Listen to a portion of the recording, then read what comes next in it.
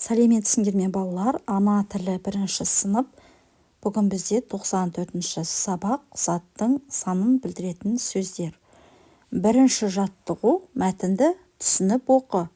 Жақсылық Үшкемпіров, Дәулет Тұрлыханов, Ақжүрек Таңатаров, атақты палуандар. Күрес қазақ халқының ұлттық спорт ойындарының бірі. Күрес адамның денесін шыңдайды, күшін арттырып, өсіп жетілуіне мүмкіндік жасайды. Сонымен қоса, оларды батыл, ержүрек, табанды болуға дағдыландырады. Мәтіннің авторы Айып Нүсіпоқасұлы. Енді тапсырмаларға келейік. Мәтін бөліктерін орнына қой.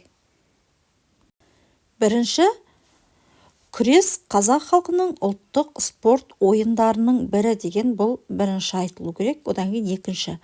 Күрес адамның денесін шыңдайды, күшін арттырып, өсіп жетілуіне мүмкіндік жасайды. Сонымен қоса, оларды батыл, ержүрек, табанды болуға дағдыландырады. Бұл яғни 2-ші бөлігі.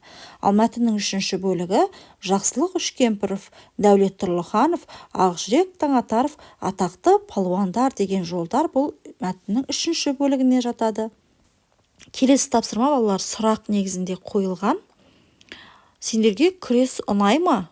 Ол жөнінде өз ойларыңды айтып өтсеңдер болады. 2-ші жаттығу жұмбақты көшіріп жаз, шешуін тап. 2 мықты мен дескен, бір-бірімен белдескен. Жұмбақтың жауабы палуан. Заттың санын білдіретін сөзді тап, қай сөзбен байланысып тұрғанын көрсетеді. Бұл жерде заттың санын білдіретін сөз 2 деген сөз қанша, неше деген сұраққа жауап береді.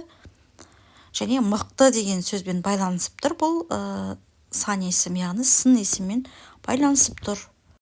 Келесі 3-ші жаттығу суретке қара, қандай сандарды көріп тұрғаныңды айт.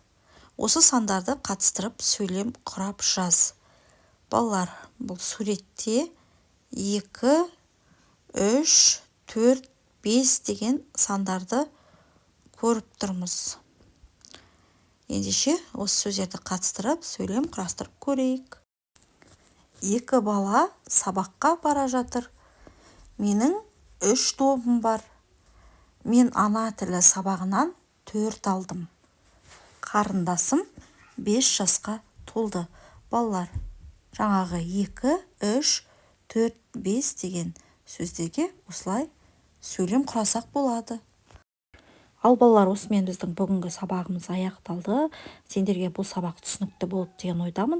Міндетті түрде осы видеоға лайк басып, және каналға тіркеліп алсаңдар болады. Сол кезде алдағы сабақтарды оңай тауып алатын боласыңдар. Назарларыңа рахмет. Келесі сабақта кездескенше сау болыңдар.